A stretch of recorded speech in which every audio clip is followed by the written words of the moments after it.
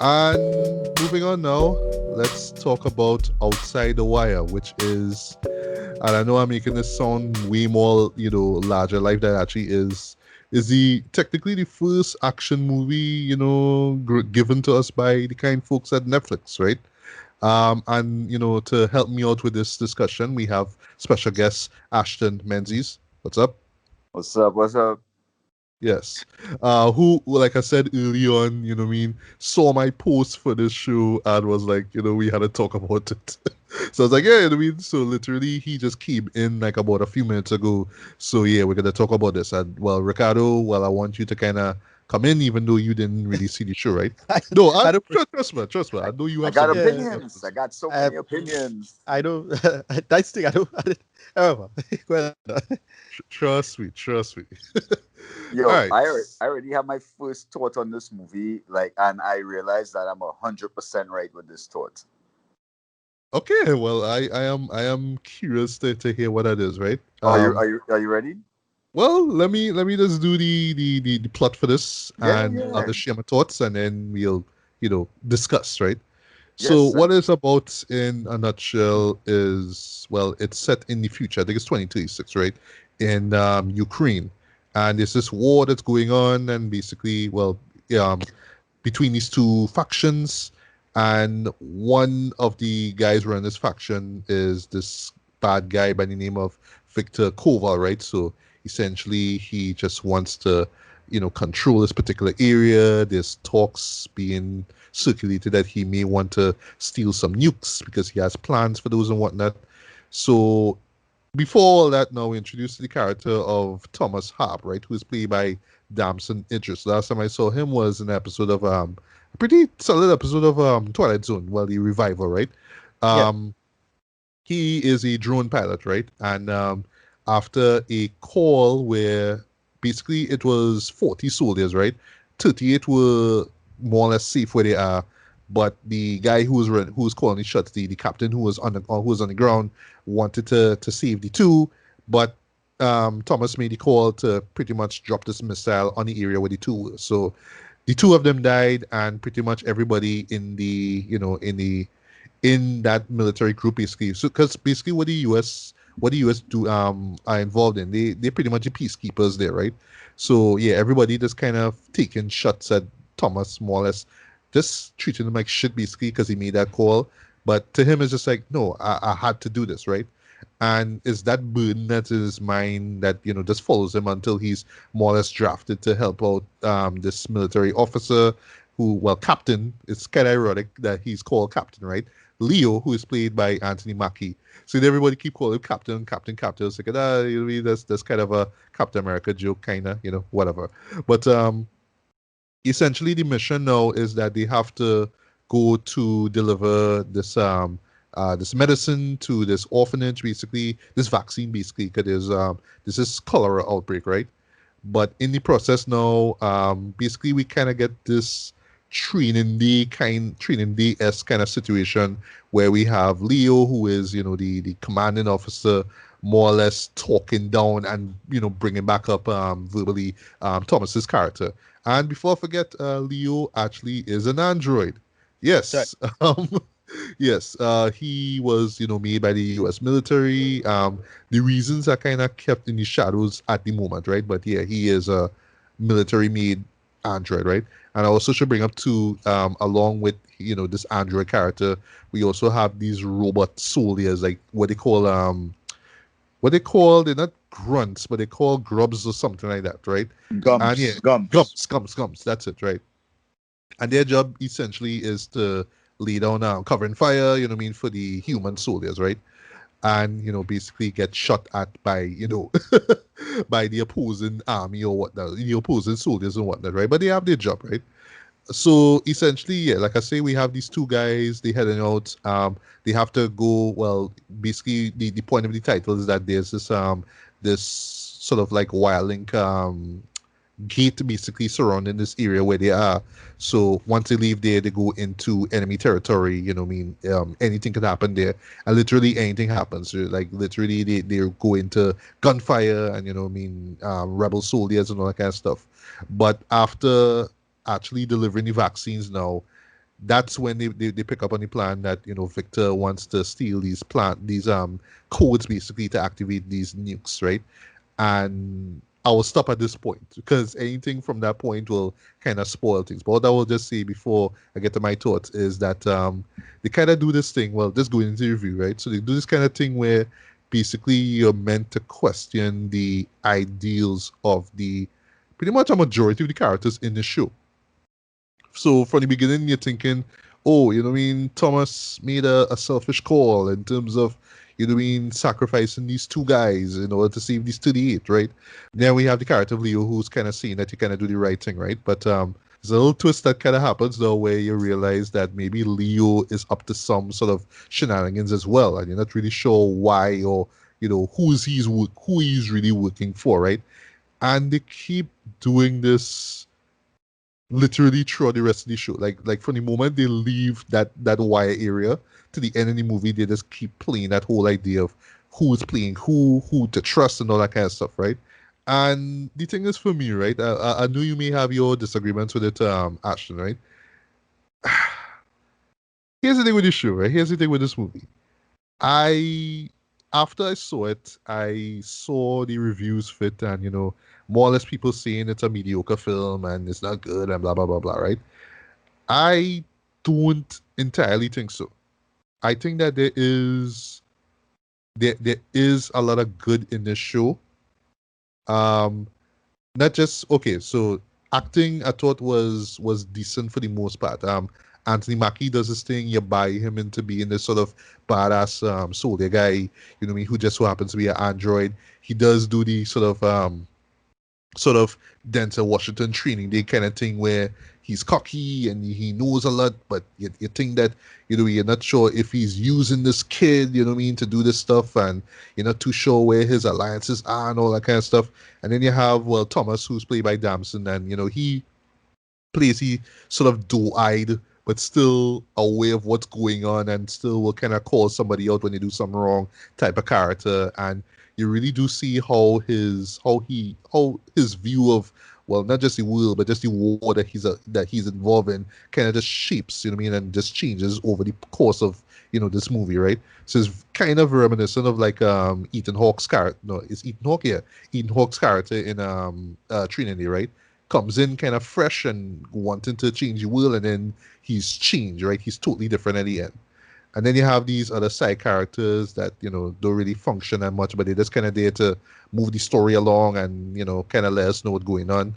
So there's that, right? Also, I felt like the action scenes, for the most part, I mean, they were solid. They were solid. They do this thing where either they would shake the camera in post or they would kind of speed up certain shots to make it look like Leo is such this super strong, super fast, you know what I mean, android, badass and all that kind of stuff. I could kind of see through those scenes though, but when they work, right? And you get some nice solid kills in it, so I'll give it that. Some, yeah, you know what I mean, like if you're going if you're going for some mindless action, you get that. There's some really, like great action scenes here or there, right? Also some solid sound design as well. Um, Cinematography, yeah, she thought that it was actually a pretty solid looking film. Like, I'll give it that, right? Really, like, you could tell they spend money in it. They didn't skimp out on the look of the show. But really where I felt that the show falls is the premise itself, right? Which could have just been simple, deliver this stop bad guy, blah, blah, blah. But they had to stop now and kind of let the audience know, oh, okay, so what you think is well-intentioned is actually isn't, and these guys actually working for this thing, and they actually have plans to do this, and you're not supposed to trust this person, and this person not supposed to be trusted here, and all these different things. And I felt like okay, like I get that they were trying to be smart, like they don't, like, clearly they're trying not to be just some average dumb shoot 'em up, right? They want to put some substance into it, right? But I just felt like oftentimes it's to the detriment of what we would expect from the show. So it kind of works both ways. It's almost like you go in expecting dumb, mindless action, and then again all this stuff about twists and turns and backstabbing and all that kind of stuff. It's like, why? I just want to see people get shot at and whatnot, right? But at the same time, I get where the arguments are coming from. I get what they were trying to do and what they was trying to see, especially in terms of like how we view war. Because essentially, one of the main themes is war is ugly, right? That's what Auntie Mackie's character says here. But they just kind of make it out like you really can't trust anybody in this war or in war in general, and any call you make will have some sort of dire consequences, some kind of thing like that. And yeah, like I mean, that's a really strong point, but I just felt like they just spent so much time trying to say, oh well, this is why he's doing it, and that's why he's the villain, and all that kind of stuff. So it just kind of brought down the show with it. So lastly, before we get to your thoughts, Ashton, like this is where I stand with the show, right? I get I get what the show is trying to do. I get that they're trying not to be your average, shoot 'em up, right? But still it's trying to be smart, and maybe it is, because I'll admit I kind of got lost halfway, but maybe it is smarter than me. But I feel like the show should like a show like this should not try to make me feel dumb by me not knowing all the twists and turns and why I didn't see this coming a mile away, right? But I felt it was a little too overdone in terms of that. But I know for some people they might be like, well, what's the point of all this? I just want to see dumb action, or you're trying way too hard. What's the point of this? So yeah, Ashton, what are your thoughts on the movie? First of all, You said some key things in like your analysis of the movie, and I'm gonna give you my first thought of the movie when I finish the movie, when I like credits rolling, right? right, And my right, right. first thought was this: yo, this movie is a shitty upgrade. Right? That was the first thought that went through my mind, right? And then I started to just think about the movie. And honestly, this movie tried to be so smart it outsmarted itself. Where it took a perfectly good, yeah, usable plot, right? Kid flying a drone, he now meets this new type of soldier. They're going on a mission. They could have probably explored that more and make it more like to the point. Where then at the end of the movie, the kid would have a big decision to make that would not involve the way the movie wrapped up, right? right. Like a total different ending, but with still a dire decision to make from the kid, because the movie starts off with him making a big decision, right? So they could have taken that team and rocked that throughout the movie without trying to be so That's the thing. Like, I so don't want to say socially intelligent, conscious, you know what I mean? No, Right, right, like right. It's I don't want to say, socially, I yeah. don't want to say, like trying to make us dumb, because the movie actually made itself dumb, right? Because it tried so hard to fit the mold of what people expect from the social commentary that is what we could say is quote unquote global at this point, Right. which is war is bad and this and that.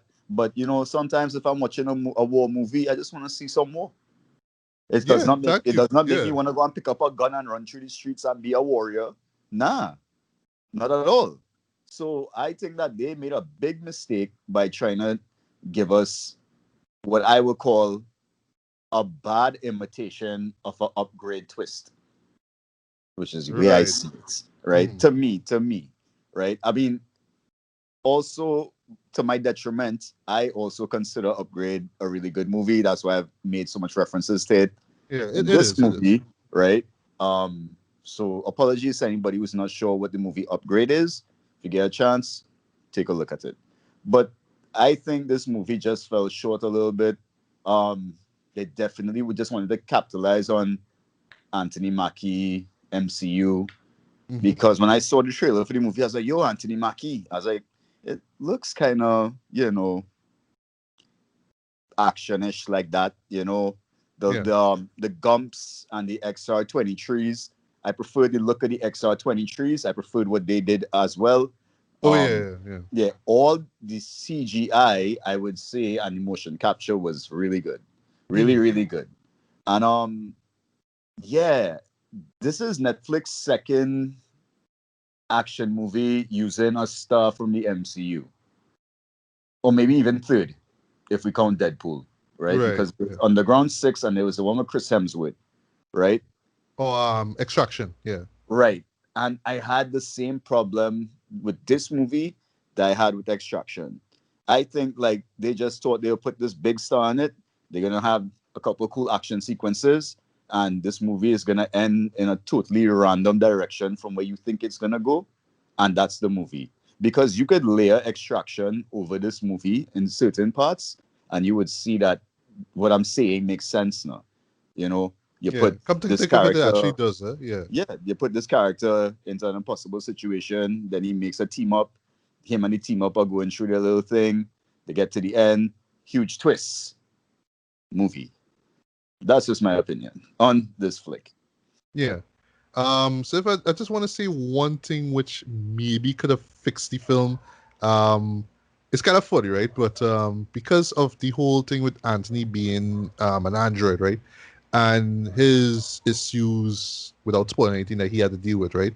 Mainly it's just the idea of who he should be loyal to. Should he be loyal to himself? But he's more or less being controlled by the military. So it's those things. And I thought like that aspect of itself was quite fascinating, but they just didn't bother to explore it even further because once again time, right?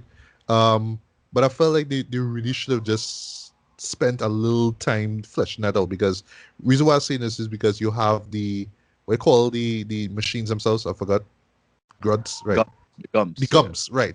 Because really the show itself could have just been this war in the near future, and it's just the soldiers versus human soldiers versus human soldiers. But because you have these machines in the work now, you have a moment, you have a point in the film where you could kind of explore, well, why have machines in the first place?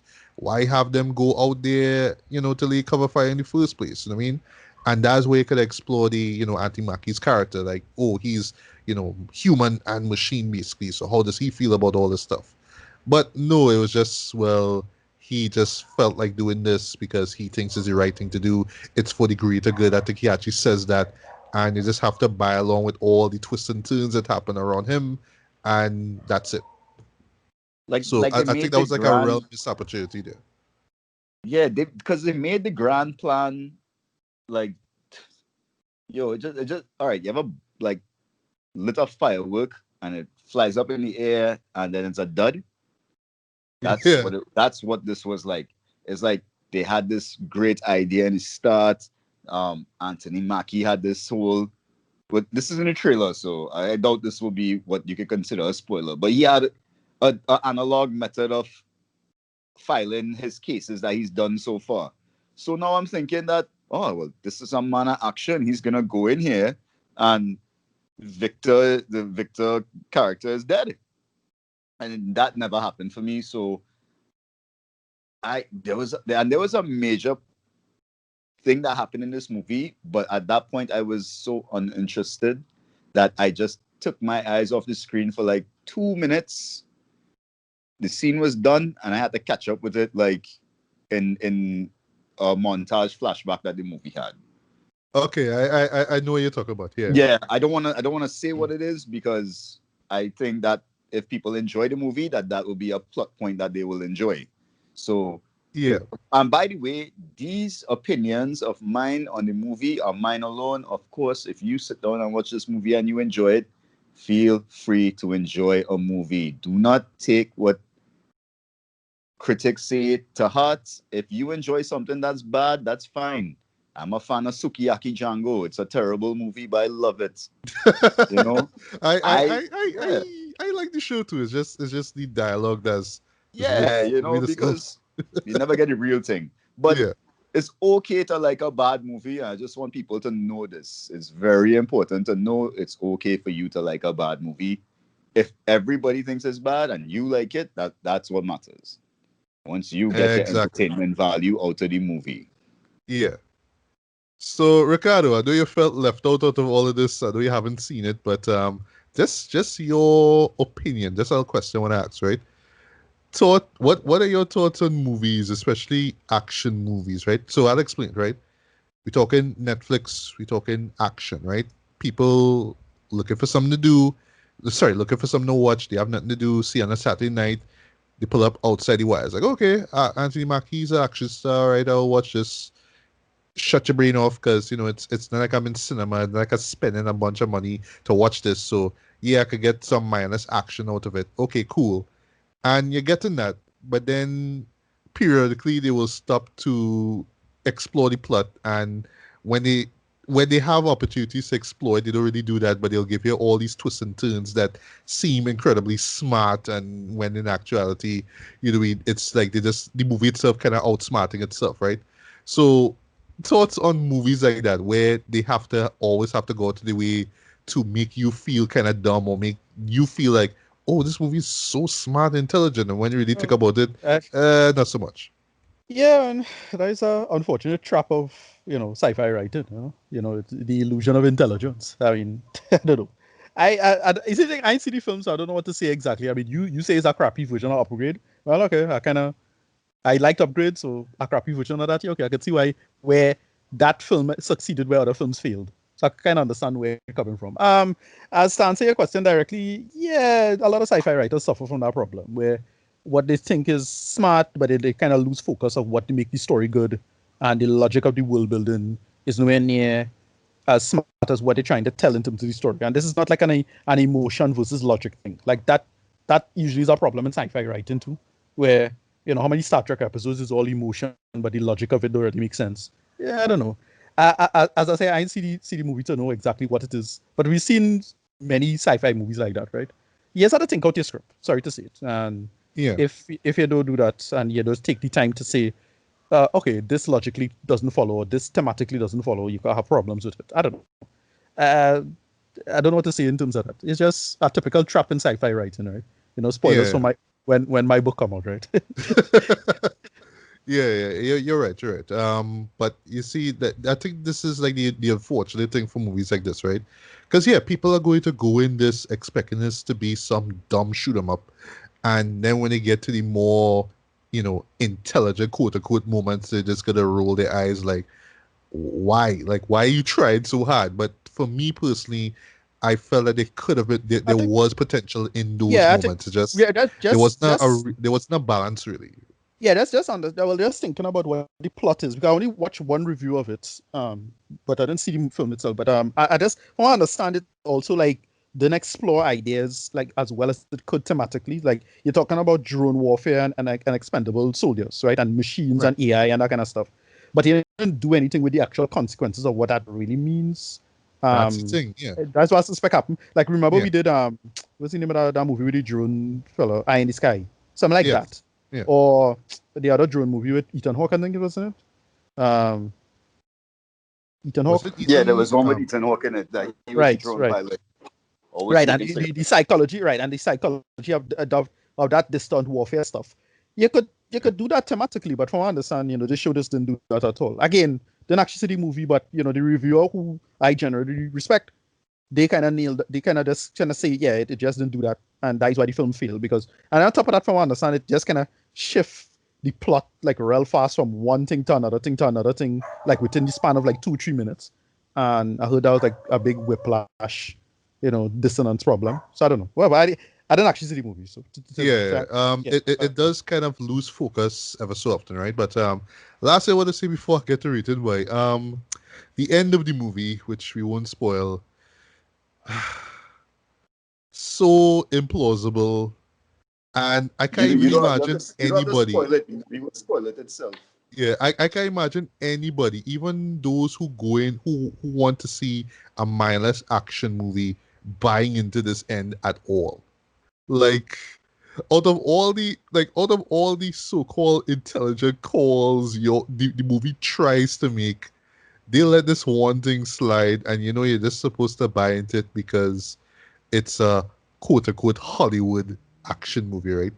I'm like, really? Like, Yo, come on. I'll tell you this, Come right? on, bro. Come on. What they try to get me to believe in the end of that movie was so impossible, it probably made me dislike it even just a little bit more than I would have if it just ended differently. Yeah, and there were ways they could have worked around it. They didn't have to make it this challenging. That's all I would say for our hero, but they did, and you're supposed to buy into the fact that dot dot dot happened. I'm like, I don't know, man. And that, what? and that that one plot point, like they had one plot point in the movie that made zero sense because I could tell you that is not how the military does move with expensive things that they have created. Right? Oh, I know what you're talking about. Yeah, Yeah, yeah, they have no such thing as that going on with nobody trying to do nothing to nothing expensive that the military build. Not at all. yeah. That's just my opinion on that. And the term collateral could never be used for something like that. Right. Right, right, right. I know what you're talking about. Yeah, so that was really poor too. Yeah. So at the end of the day, folks, for what it's worth, I would say if you have nothing better to do and you're curious, give Outside the Wire a look. Keep your expectations at a low, and for the most part, you will enjoy the action sequences. Like I would say, the action sequences work. You're not stellar. They're not groundbreaking. It's not like John Wick shit. It's not even like Upgrade. Even But though it tried to be John Wicky in certain yes, Right. parts. yes, yes. Especially with Auntie Mackie's skill sets, as all you say. Right. But ah, Okay. it's just trying to be right. I, It's trying I, not to be a dumb shoot 'em up, but because of them trying to be intelligent and feeling at it, it actually winds up being a dumb shoot 'em up. it, You it know what I mean? has, you That's know the best way what? to sum it up.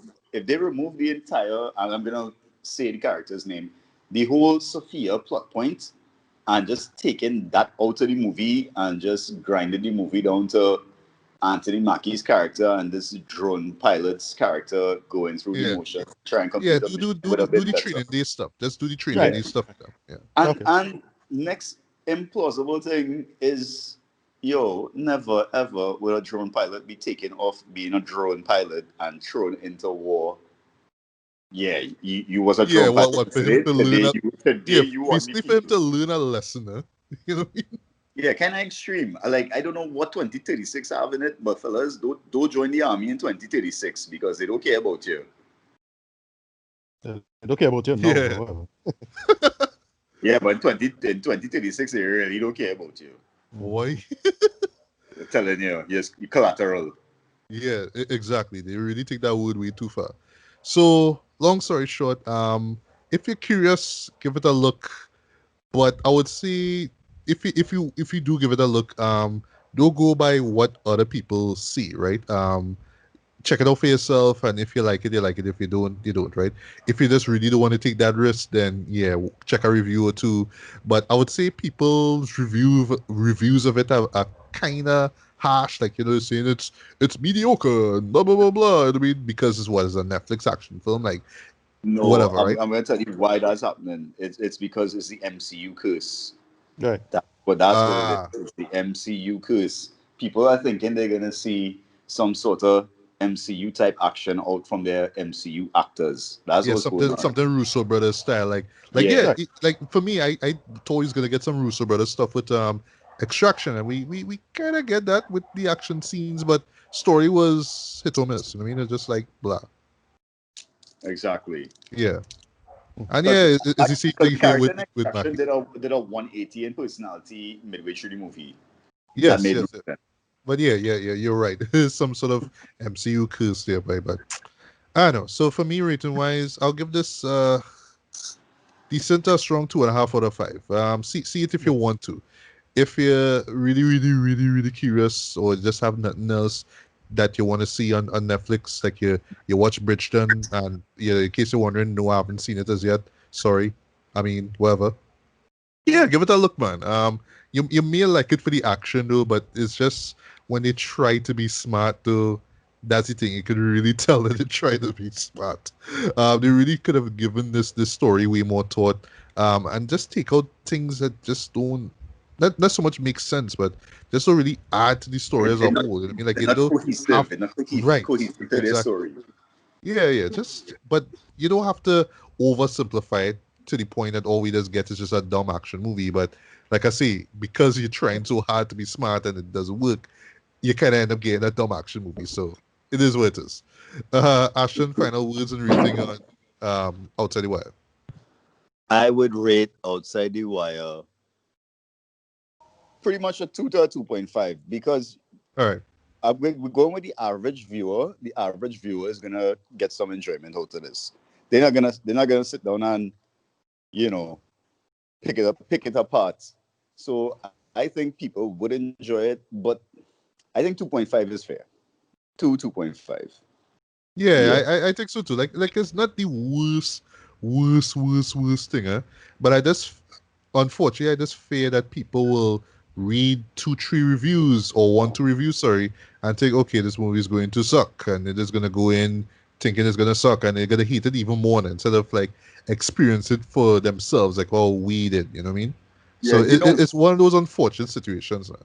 and that helped me actually. I think in funny enough, Wonder Woman 84, right? Ah, yes. Yes, because you probably seen my post championing that movie a little bit, Yeah, but because people were bashing it so bad, when I went to see it, my expectations were so low that I was actually quite pleased with what I saw.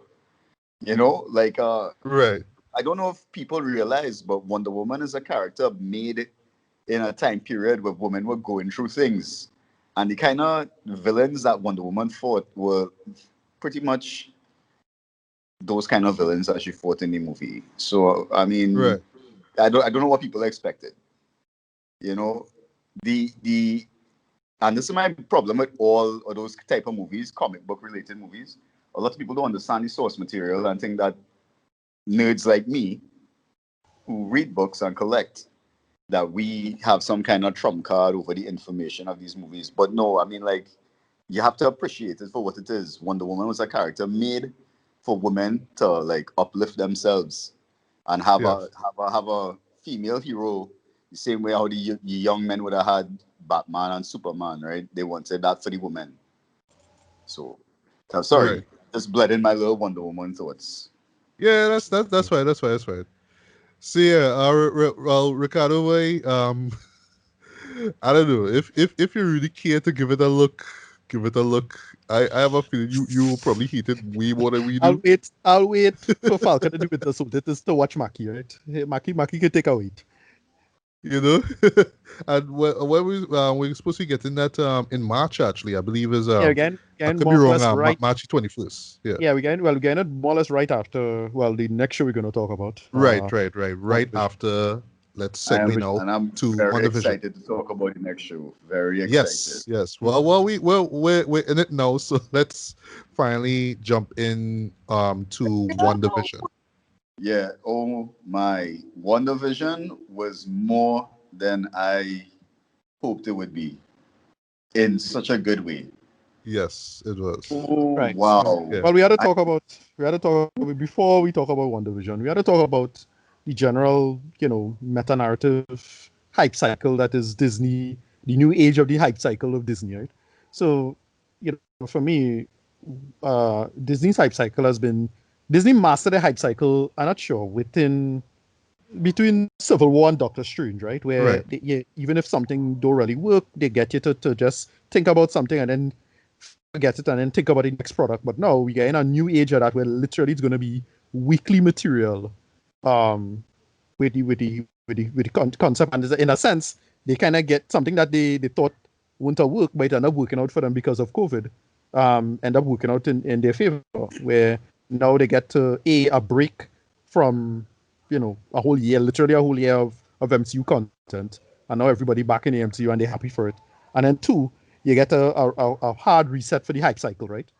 And this we're gonna see what's gonna happen because literally we're gonna get a week every day, every week we're gonna have MCU content for pretty much the rest of the year, right? By the time Yeah. WandaVision done, they start with our next thing. By the time that done, they start, and so on and so forth. And yeah, as I say, it's less like a switch watch, less like a Switch Swiss watch. swish. watch. Swiss watch. Yeah. And more like the carbon cycle, right? At this point, right? I mean, it's so natural and just can't be stopped. At this point, it's just the sheer gravitas of the whole thing just playing out. And yeah, well, you're going to start with WandaVision now, Yeah. and nobody could say that with WandaVision, it's Marvel doing something, the same or typical. No, like they do something totally different with this one, Jared. Yeah, Yeah, go ahead. indeed. Go Yeah. ahead. Yeah, the All other right. guy. So Ashton, if you don't mind, Yeah, do you mind just filling us in what the premise of WandaVision is? All right, so definitely. So first, we need to talk about the two characters involved, right? Which is Wanda Maximoff and Vision the Vision. I guess Yes. that's the best way to say it, right? We all know Vision is an android. Vision has the soul gem or the mind gem. He has the soul gem. Mind you. Yeah, the mind. Mind gem. Mind Is the gem. mind gem, right? He has the Mhm. mind gem that give him more Well, sentient abilities, at the right? mind gem. Yeah. Yeah. Well, yeah. True, had it.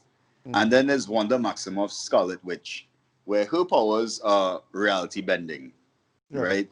She can bend reality to wherever she wants. In fact, in the comics, she's done it more than once, almost to the Yeah. brink of extinction, right?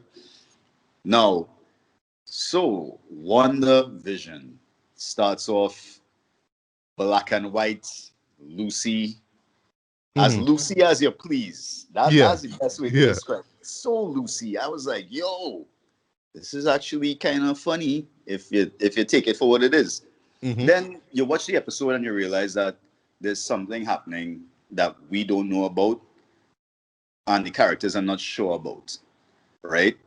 I don't want to say too much because I mean it's half an hour episodes. I think maybe 40 minutes.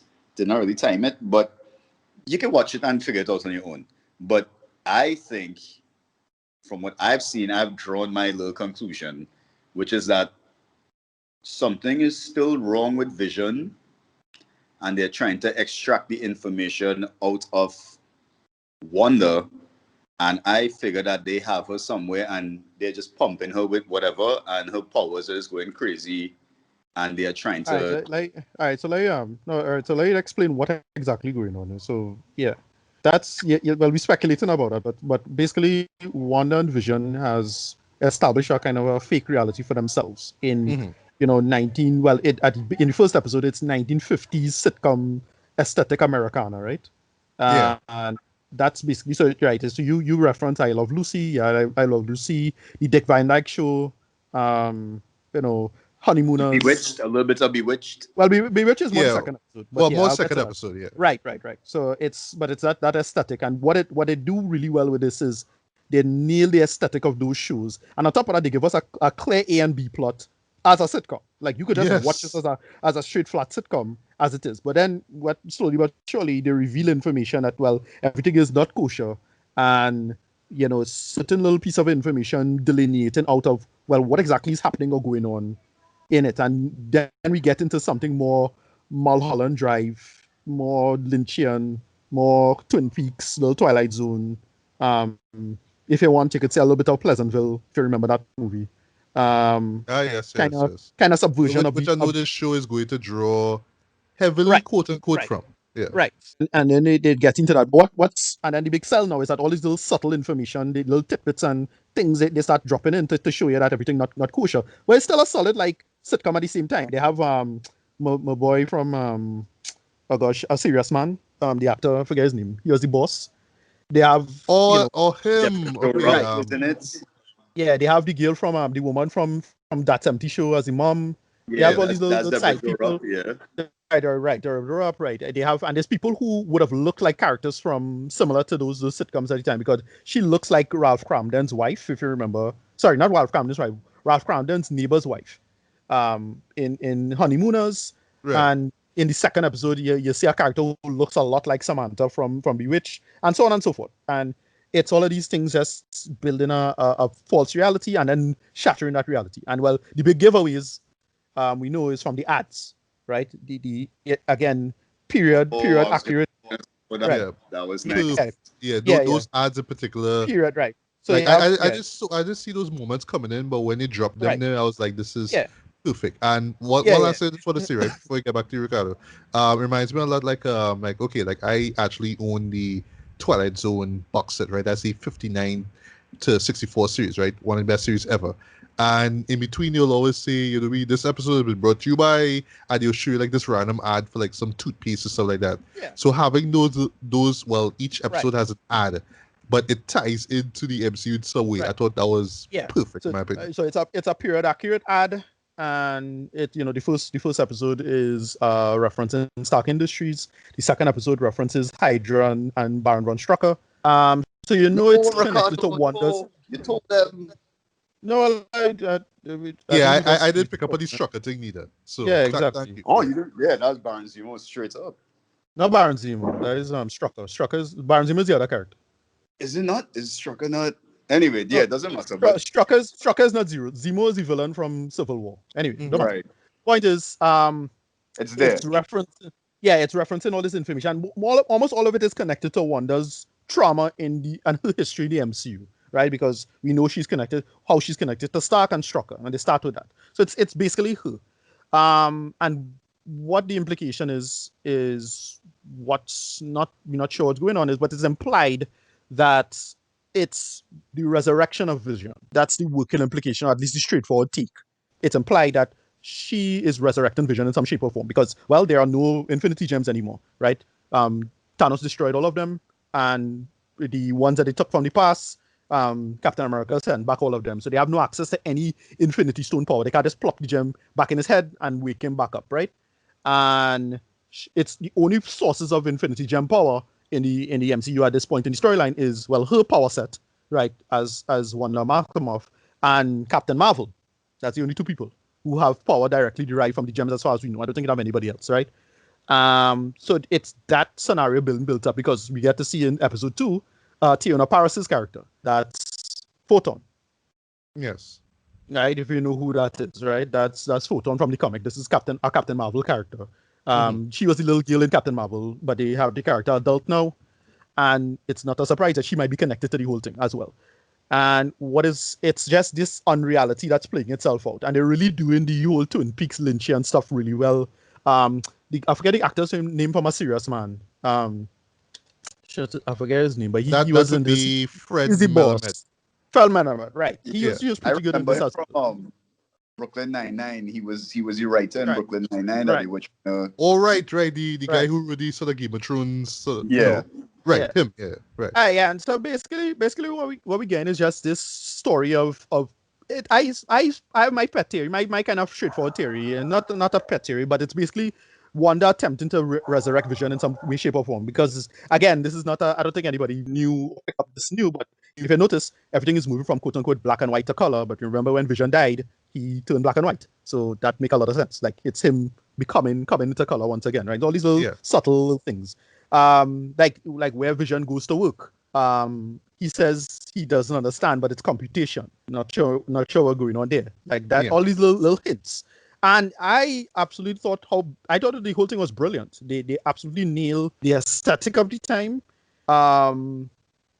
Olsen and what was it with the boy name? Paul Bettany. Bettany absolutely have excellent chemistry with each other, and they're really playing characters at the time. Like Paul Bettany's character totally feels like in the first episode he totally feels like Dick Van Dyke, and in episode 2 he totally feels like Darren from Bewitched. Like they nail that acting and how the chops and the beats, the comedy beats, the same style and approach.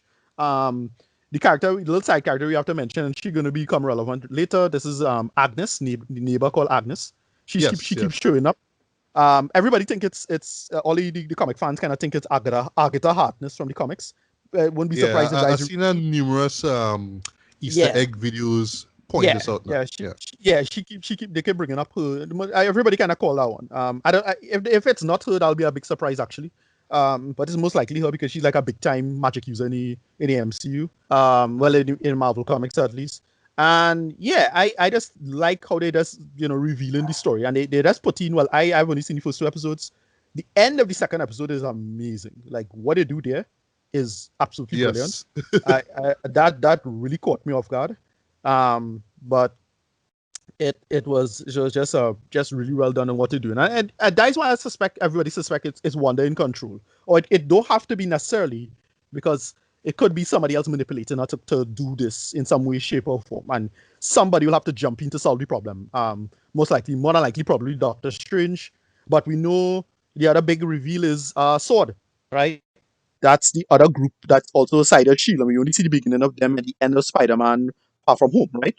This is what Nick Fury, decided to start up as a group. And the sword in this is not the same sword in the comic. It's the Right. sword from it's a new name, so it's more, instead of focusing on space and outer space stuff, it's more to do with controlling like powerful human weapons. I think it's something called Sentient Weapon Organization, something. I think that's what it is. So it's any of these insane super people who could completely mash up the world by accident, i.e., Wanda Maximoff. Is under control. And then we get to see, I think we'll get to see, well, in the trailer, we see these characters. Wu from Ant-Man 2. All right. I think it's his Randall Park, Randall right? Park, right? Yeah, his voice we heard over the radio. It sounds like him. Again, Teyona Paris, again, she shows up. Darcy from the Thor movies, she's in this as well. I'm like, Yes. yeah. So Yeah, it's all of that. they give us something to do. I like that. That's cool. That's cool. Yeah. And it's all of this. I really excited and hyped for as it is. It's well done, and the big sell is that it's just these first two episodes at least really just give us like a solid sitcom. Like it's just a funny episode of Bewitch as it is, because they have this whole bit involving a magic show, which is also hinting at the actual thing, because glamour and illusion. He's the illusion, she's the glamour. I like that. All these little jokes, and it's what's brilliant about it is this meta sandwich, basically a meta club sandwich we eating right now, right? It's layers upon layers upon layers upon layers of material they're doing with, and yeah, the people at the MCU really hit it out of the park with this one. You can't tell me it's something the same. You can't tell me it's the same thing. Critics of the Right. MCU who like to casually yell out cape shit or whatever it is they like to say, right? This should hopefully shut them up. I mean, I think this is a really, really clever premise. So anyway, that is me on this. I'll give him a rating after a little.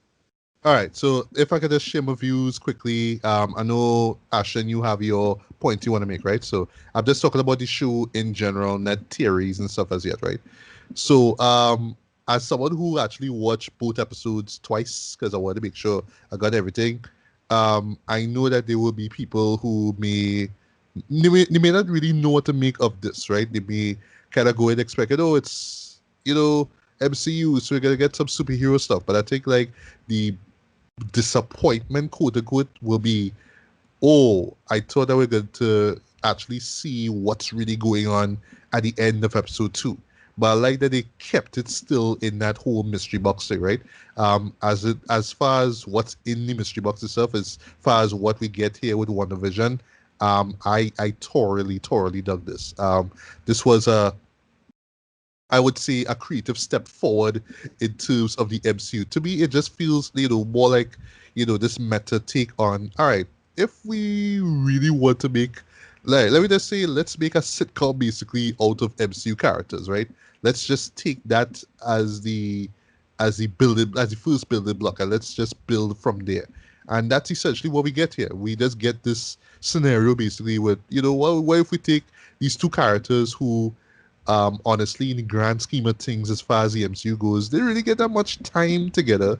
But let's put them in their own show and let's see what happens. And just throw in a bunch of hijinks into it. And at surface level, that's exactly what it is you get. I do agree with you, Ricardo. Paul Bettany and Elizabeth Olsen, oh my god, the chemistry that they have on screen, and you could tell that they just having an absolute blast with this. Especially Paul, though, he played this sort of, not so much nerdy, but just kind of out of touch, character, right? So I really dug that. Right. Also how the world is set up, right? You may not have grown up or seen episodes of the Dick Van Dyke Show or I Love Lucy, but you know the aesthetic, you know where they're going for with it, right? Down to the canned laughter, the sets, the way how all the houses look, with the picket fence and all that kind of stuff. You know the world itself. Stuff like the camera and the movement. Yes. Just stuff like aspect ratio. They have that 4:3 ratio thing. the type of cameras you use, so you could tell like episode 2 and episode 1 looks totally differently. And then No, like it what's does, yeah. clever about it, when the aesthetic have to switch for a real thing, it really feels different and real, which is clearly like jumping into the reality of it now. Like the Yeah. moment when I forget the actor's name, but Right, when that same guy Fred Malamed, yeah, when Fred right, Malamed's when he's character starts, choking, right, when he's during choking, this right. scene. But Yeah. they use the modern special effects of Vision when going through his throat to do the face and stuff. But when it's Yeah. time to do stuff in the constructed world, you see the old Yeah, special it effects. has this little magic Right. sprinkles thing, right? Right. All little But things. but also in terms of that scene, right? Don't want to spoil too much of with that scene. I love how subtly, right? Because remember they keep this 4:3 ratio, right? How Yeah. subtly in terms of lighting and cinematography, they switch from the whole bright, look of those old shows, and it gets dark and like realer. And that to me Yeah. was like the most one of the two most one of the two Lynchian moments in this in these Yeah. 2 episode run. Yeah. The second one is more visual, but when you see it, I don't want to spoil it. Yeah, it is something straight out of like a David Lynch film, right? But it works. It just adds to the whole what the hell is really going on here, right? Yeah. But yeah, I really dug how the care and attention that they put into creating this world where for the moment you see it, it's like, yeah, this is fake, this is bullshit, right? But when you're really looking close, it's like, yeah, I could if I didn't even know who these characters were, I don't know. I feel somebody should just do a video like this. Slap like a TV Land logo at the bottom right. You'd swear I was watching. You'd swear you were watching a old TV series or something like that. That's how authentic it feels, right? The stories themselves pretty much straightforward. They really do feel like episodes of old shows that you saw before with tropes borrowed from other shows as well. You know what I mean? I'm not going to waste time saying, oh, well, the Magic Show was a reference to this and whatnot. I'm not going to do that, right? But you could tell that they're drawing from that, right? But I love, like, even in those moments, you have these little visual cues where, okay, something is wrong, something is up. Even with the use of color as well, right? How they do that, especially the end of episode 2, that's all I always say. And I personally like the fact that they still keep us in this mystery box at the end of the second episode. I feel like some people will go in thinking that, oh, we're gonna see what's really going on halfway. Well, I knew it like it's one of those things that it'll probably wear out its welcome very soon. So I knew they had to like wrap that whole sitcom aesthetic thing and get to the meat better in the next few episodes. Like we go in into other sitcom eras. Like so it'll be now it's the 70s, the 80s, and I really want to see what they do in the 90s. I would love to see that. Yeah. Characters going upstairs and disappearing and thing, right? But what it does also very well, and I thought was kind of brilliant, is the unreality of sitcoms. Like it squares with that really well because sitcoms always had the artificiality of them all. And it's not just in terms of aesthetics or hearing a xylophone in a comedy beat or anything like that, but what it did well is just the sheer world building of it, especially with the actor Hart's character. She's showing up every so often and saying and doing things that is not really adding up, but at the same time it making sense. So they have a great. They had a line. I don't rewatch it, but they had a line something along the lines of the devil is in the details or something like that. Or no, it's something like. And then she say the devil is actually right here or something along that line. Right? Yeah. I remember picking up on that too. I was like, okay. I'm gonna keep my eye on this Agnes character. If you know your MCU deep cut, it's that was part of the storyline. The actual devil was involved in one of the Wanda's meltdown scenarios now. Well, it's Mephisto because it's a whole back and forth of what was allowed in comics at the time or whatever it is, right? But so a lot of people think Mephisto might make a show up in this, right? And that'll be pretty interesting and strange, but pretty awesome as well. But yeah, I just love what they did with it as it is. Just the framing, the aesthetic, and it's really the like I was impressed with Spider-Man Homecoming Far From Home, with the whole fake evil film crew putting stuff with other special effects and real world stuff and putting layers of special effects with the unreality of everything. And that was impressive. But this by far even more impressive in my opinion. So it really, really won me over with these first 2 episodes. Yeah. So we just last thing I just want to say before we get to Ashton, right? So what I would say here is that yes, it's weird. It's not David Lynch weird, But it does veer into that territory a little bit. And the reason why I'm saying this is that it's not like a show that you'll just watch and just be turned off by how weird it is. It's fun, it's upbeat, right? But you know deep down inside there's something else is going on. I do like the fact that it's taking its time, it's building the world. It will drop all these little little jokes basically at those old shows, like case in point, there's a moment involving Vision wearing the apron, right?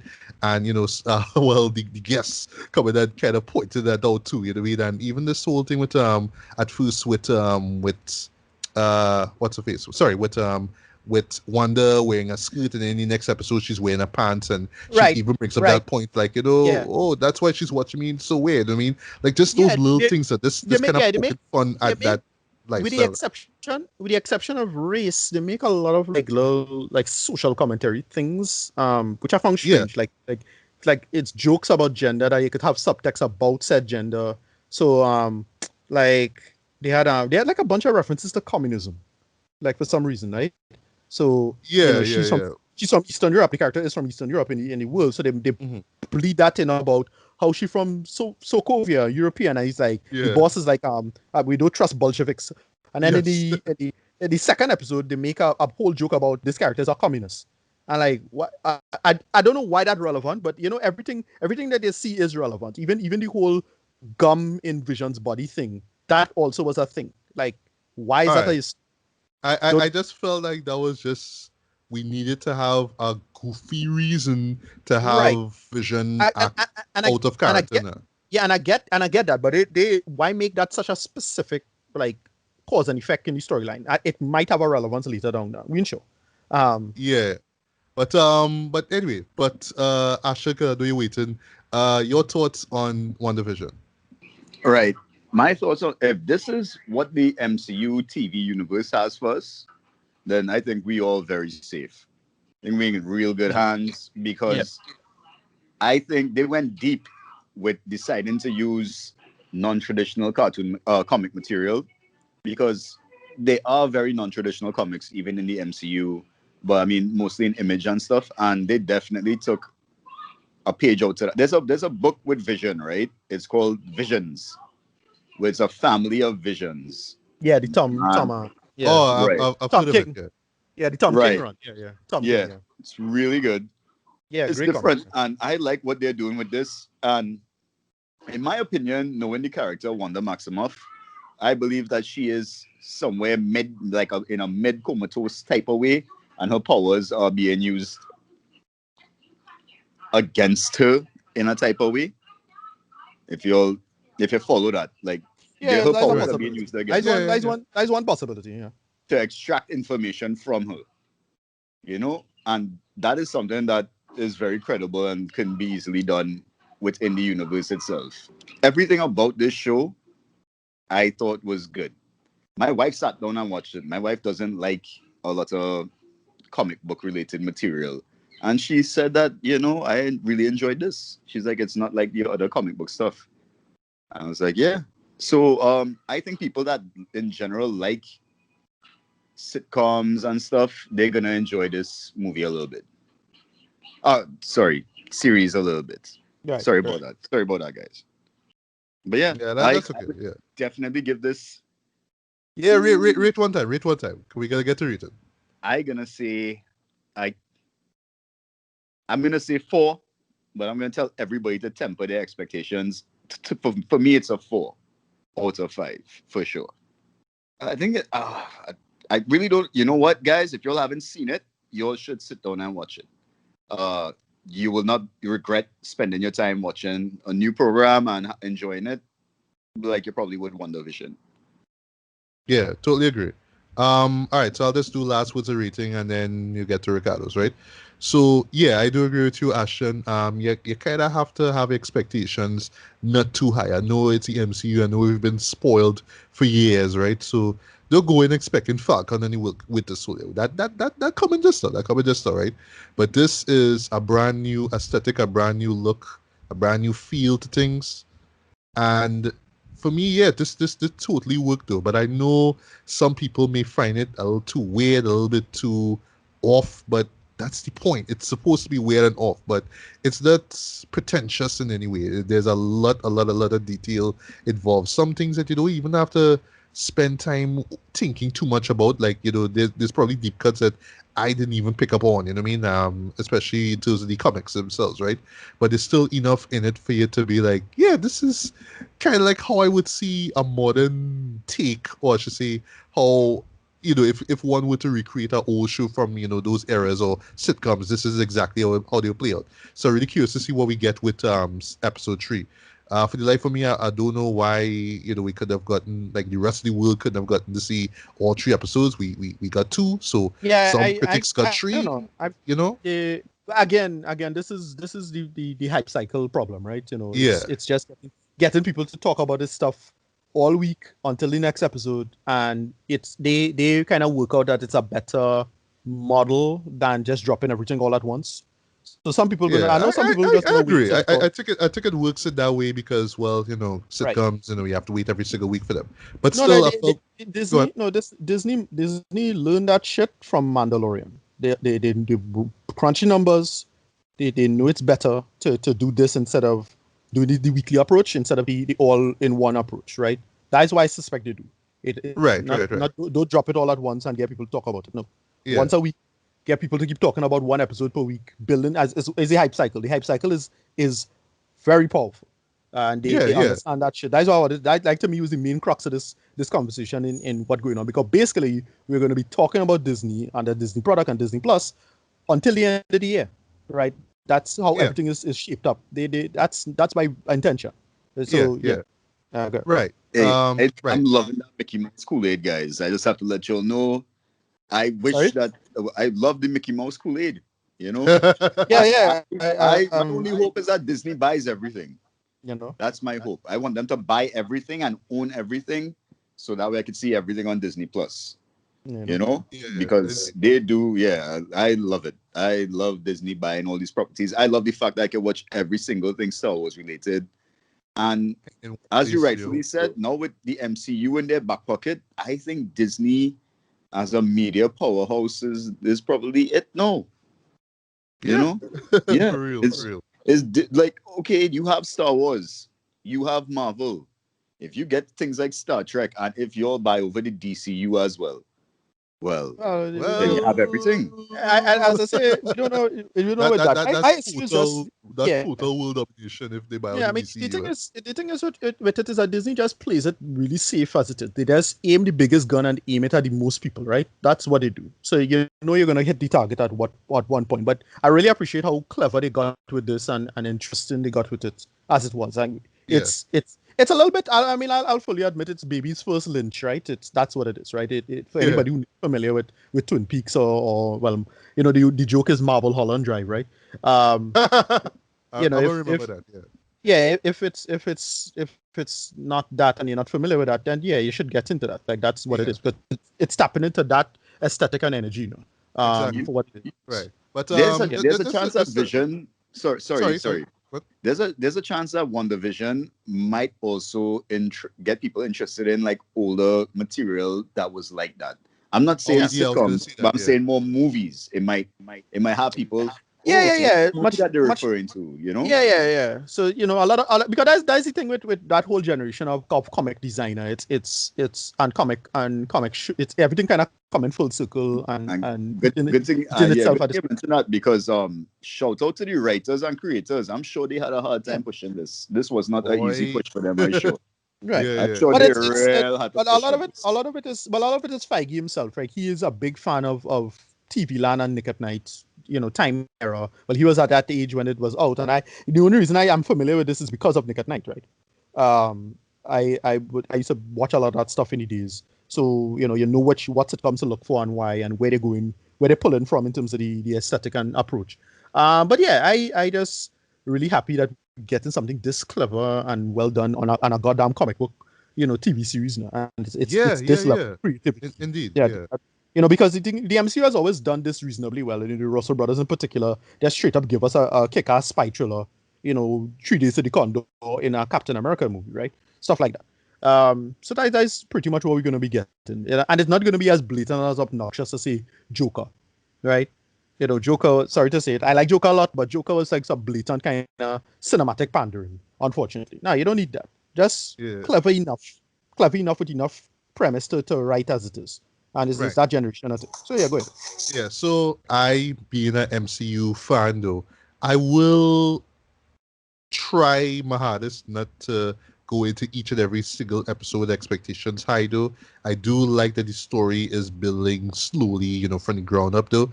But I'm just hoping that, the payoff for everything. Remember, this is a miniseries. I'm hoping that the payoff is worth it and, where it leads to as far as, this, multi-universe chapter of the MCU. I hope it is worth it, right? But for what we got with those first two episodes here, thoroughly impressed by them. I'm going with a strong 4 to 5. I don't expect that I will be reviewing every single episode that comes out. It's a thing now. What I mean? It's the thing that with like Mandalorian, we have to talk about that episode that occurred last week, right? But if something amazing happens, then I guess I could mention it. But believe you me, when this, I believe it's 9 episodes, when this season wraps up, yeah, we could go all in. We could talk spoilers. If the theories that we had from before, if they were lived up, the deep cuts, all these little things we could talk about then. But for now, this is the real deal. This certainly lived up to my expectations. And I would say, if from what I saw in the trailer, it's exactly that, but with more. But the more is, you just have to look closely and you will see it. And not everything will come out within the first 2 episodes. I just want to see how this warped world of WandaVision, develops from here, right? Ricardo, last words rating on the first 2 episodes of WandaVision. I really appreciated this thing coming out. I just find it so well done and just very meticulous in its layering of memes and references and aesthetic and culture and callbacks and as it is, I think it's quite clever. We've seen this before. As I say, it's a little Marble Holland Drive. That's a joke. But I just really like that they're building an actually interesting mystery. What people piecing together, what's going on, and where it's going in terms of the workable narrative. So far with the first 2 episodes, you'll see I give it a very high score, something along an 8 out of 10. As it is, I'm actually intrigued to see what's going on forward, and I want to see where this is going for the next 7 episodes or whatever, right? So that's right.